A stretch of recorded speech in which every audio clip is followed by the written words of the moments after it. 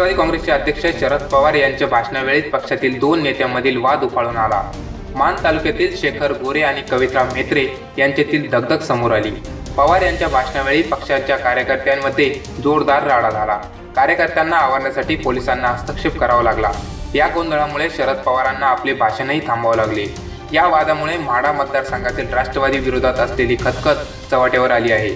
यामागे जिल्हा स्तरावर राष्ट्रवादी काँग्रेसमध्ये दुफाळी दिसून आली।